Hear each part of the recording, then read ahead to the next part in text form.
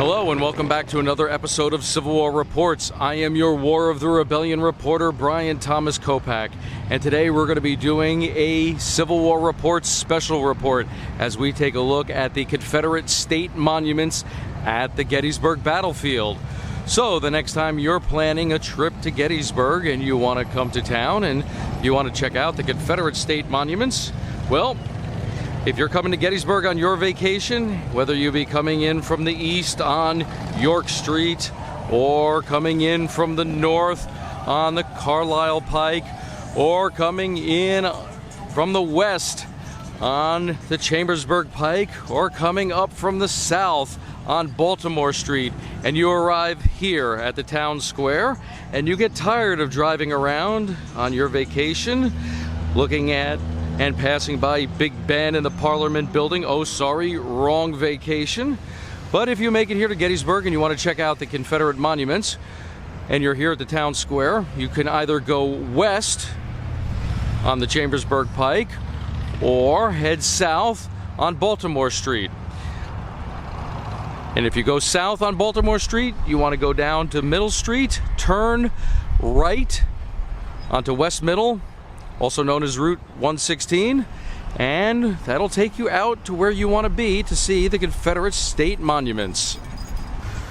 As you head out west on Route 116, you'll come to Seminary Ridge, and when you get to this intersection where there's a traffic light, you'll want to turn left onto West Confederate Avenue. And that will take you to all of the Confederate state monuments. Shortly before you reach the first Confederate state monument, West Confederate Avenue becomes a one-lane road. So you must turn onto West Confederate Avenue off of 116, or you will not be able to see these monuments in the order that I'm presenting them to you. The first monument you will reach is the North Carolina State Monument. Interesting thing about North Carolina, it was one of the last southern states to secede from the Union, and also parts of western North Carolina were very pro-Unionist. But once North Carolina entered the war, it seemed to go in with full fury. Here at Gettysburg, 1 out of every 4 Confederate casualties was a North Carolinian. The North Carolina monument here was designed by the same man who also did Mount Rushmore. This monument was dedicated on July 3rd, 1929, thus making it the second Confederate monument placed here at Gettysburg. A stone's throw from the North Carolina monument, the next Confederate state monument you will encounter on your journey down West Confederate Avenue is the state monument dedicated to the state of Tennessee. I want to stop at this point and give a shout out to my favorite Civil War singer who hails from Tennessee, Mean Mary. As you will notice, there are 3 stars on the top of the Tennessee State Monument. Those are there to represent each of the 3 Confederate infantry regiments from Tennessee who fought here at Gettysburg. The 1st, the 7th, and the 14th Tennessee fought here. This monument was dedicated on July 2nd, 1982, at a cost of $25,000. It is the 11th and thus final state monument for the Confederacy that was placed here. The interesting thing is the date they chose to dedicate this monument. The 3 Tennessee regiments belonged to Archer's Brigade, who fought on July 1st and took part of Pickett's charge on July 3rd. On July 2nd, they were held in reserve. The 3rd Confederate state monument you will encounter as you travel down West Confederate Avenue is the monument to the state of Virginia. This was the first and is the largest Confederate state monument here at Gettysburg. It was dedicated on June 8th, 1917, at a cost of about $50,000. And until the early 1990s, it was the only Confederate monument to depict an actual, real Confederate soldier who was here at Gettysburg. On the top is Robert E. Lee, mounted upon his favorite warhorse Traveler. And until the early 1990s, he was the only Confederate that was depicted here, until the Masons dedicated their Friend to Friend monument, in which that depicts General Armistead after he was mortally wounded during Pickett's charge. Speaking of Pickett's charge, the first three monuments we looked at all look over the field in which Pickett's charge took place. At this point, I'd also like to make mention that all of the Confederate monuments along West Confederate Avenue were under threat of attack on July 4th in the year 2020. I was here that day, armed only with a cell phone, but there were a lot of people who came here well armed to protect these monuments as they were under threat for attack of vandalism or worse. As I stated earlier in previous episodes, you may not like the cause, but this is American history. The next Confederate state monument you'll encounter as you travel down West Confederate Avenue belongs to the state of Florida. Florida, like Tennessee, had 3 infantry regiments here at Gettysburg. They were the 2nd, the 5th, and the 8th Florida Infantry Regiments. This monument cost $20,000 and was dedicated on July 3rd, 1963, on the 100th anniversary of Pickett's charge. Perry's brigade played a minor role during that charge, and it was the 6th Confederate state monument placed here at Gettysburg. The next 2 Confederate monuments you will encounter are very close to each other. Louisiana State Monument and the Georgia State Monument. Let's take a look at Louisiana first.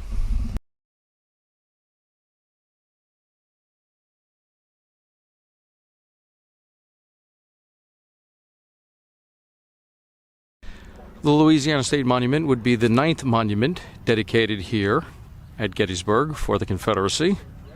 And one interesting thing I've noticed about Mr. Duluth's sculptures, as you will see this at the Mississippi Monument, is that he created them with soldiers having very large feet.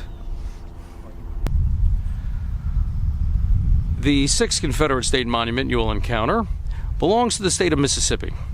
It was dedicated on October 19th, 1973, at a cost of $100,000, thus making this the 10th Confederate State Monument placed here at Gettysburg. Like the Louisiana State Monument, its sculptor was Mr. Donald Duluth. And for those who have noticed, the Mississippi State Monument is also in the background of the ending clip for every episode of Civil War Reports.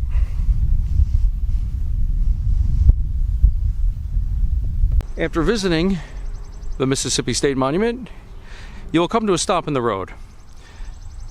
If you wish to continue to see the rest of the Confederate State Monuments, you'll need to continue to go straight down West Confederate Avenue. If you were to turn right and go down Pumping Station Road, that would take you down to Sachs-Covered's Bridge, which we will discuss in a future episode. After crossing over the intersection of Pumping Station Road, the first Confederate monument you'll come to belongs to the state of Georgia. The Georgia State Monument was dedicated on September 1st, 1961, thus making it the 4th Confederate State Monument placed here at Gettysburg.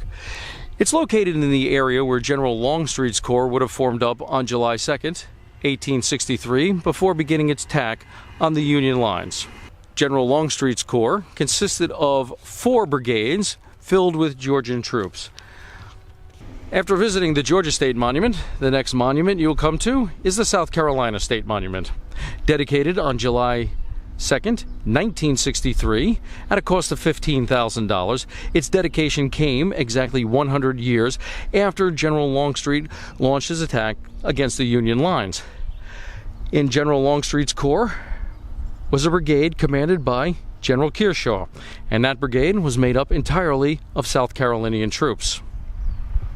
Despite having only 1 infantry regiment here at Gettysburg, the 3rd Arkansas, Arkansas did not forget its state's contributions to the Southern War effort here at Gettysburg. This monument was dedicated on June 18th, 1966, at a cost of $50,000, and making it the 8th Confederate State Monument placed here at Gettysburg. After visiting the Arkansas State Monument, you'll come to a stop sign. This stop sign is at Emmitsburg Road. To see the rest of the Confederate state monuments, you'll need to continue straight onto South Confederate Avenue. After crossing the Emmitsburg Road, the first Confederate state monument you'll come to is this one, the Texas State Monument. Dedicated in September of 1964 at a cost of $1,000, it was the 7th Confederate state monument placed here at Gettysburg. The 3rd Arkansas, who we just spoke about, was brigaded up with the Texas Brigade here at Gettysburg, and they fought around the Devil's Den area on July 2nd, 1863. Okay, before I go any further, I do want to give a big shout out to the state of Alabama. Anytime I go down south, I try to make sure I get myself at least one good southern barbecue sandwich, and the best I ever had was in the state of Alabama. Georgia, you ran a close second. Anyway, I digress. In many ways, it's very fitting that the Alabama State Monument be the final monument as you travel on the one-way avenues here at Gettysburg. For on July 2nd, 1863, Law's Alabama Brigade represented the extreme right, the very end of Robert E. Lee's army. It would be that brigade that would attack Big Round Top and Little Round Top on that day. Also, it's also very fitting that it's the last one you see, because this monument, dedicated in 1933, represented the last Confederate state monument placed here at Gettysburg while there were still Confederate veterans alive. If you notice the dates of all the other monuments, they were all placed after the Confederate and Union veterans had passed away. The next Confederate state monument would not be placed here until we got close to the centennial of the start of the Civil War and the centennial of the Battle of Gettysburg. As mentioned earlier in this documentary, these monuments were under threat of real attack on July 4th, 2020. People were going to come here to Gettysburg with the intentions of vandalizing these monuments. While you may not agree with everything the Confederacy fought for, that's fine. You're allowed to have your opinion. But to damage or destroy these monuments, to remove them, to take them away, will only damage future generations of Americans. It is written, those who forget the past are condemned to repeat it. Do we really want to return to days when one human being sold another human being? But as I've mentioned in previous videos, in many ways we should respect the Confederacy, for they were a group of people who had the courage to stand up to the federal government. They were people who were willing to challenge the government by its very basic principles. Abraham Lincoln would say here in Gettysburg that this government is a government of the people, by the people, and for the people. It's sad that that does not ring true anymore today. Has anybody out there ever written to their congressman or senator? And if so, did you ever get a response? I know that in recent months, I've written to my congressmen and my senators about an issue near and dear to my heart, and I can honestly tell you, they did not respond to me. Government of the people, by the people, for the people, or government of the corporation, by the corporation, and for the corporation? Something to think about.